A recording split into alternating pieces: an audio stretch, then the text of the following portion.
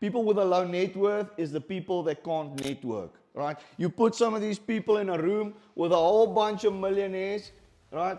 And a bunch of primary kids, and the tension talk more than these oaks. How do you nail this and develop this skill so that you can establish contacts that can open doors for you in your industry? I'd say first up, you've got to practice this. Right? If you're not going to practice it, it's not going to develop. The skill will never develop. Number one thing that you can do is have a plan and a goal, right? What do you want to achieve? If you're going to stand there and keep quiet and be shy, nobody's going to know you. If nobody knows you, they can't like you, they can't trust you, which means they can't do business with you. So you've got a responsibility to open your mouth, go and introduce yourself to people. Which leads me to my second point.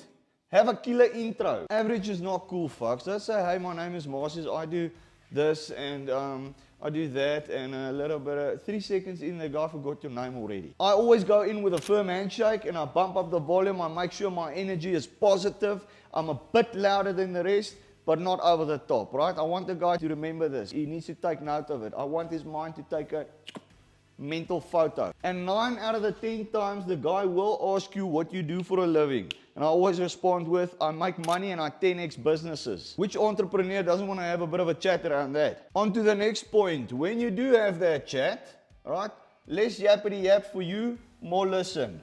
You talk 20% of the time, the other 80%, you listen to that person. People want to feel heard, they want to feel understood.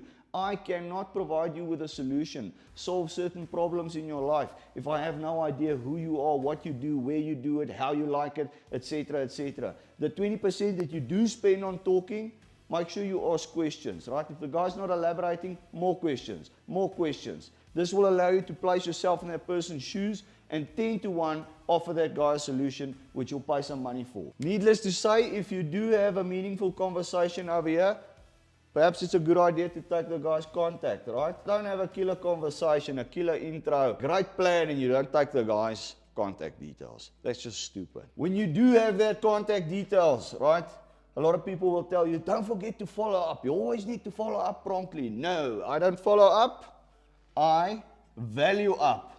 When I do my contact with that guy, if I did my homework and I listened to his problems, the industry that he's in, the type of things that he values, blah, blah, blah, blah, blah. I look at all of my other connections. I see if I cannot connect this guy with somebody else, right? Somebody that would add value to his life. Somebody that can perhaps connect him with someone else that can add value.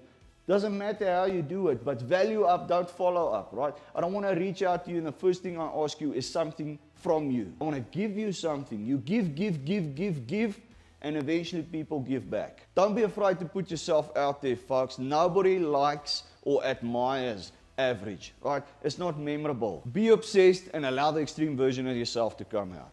Thank me later.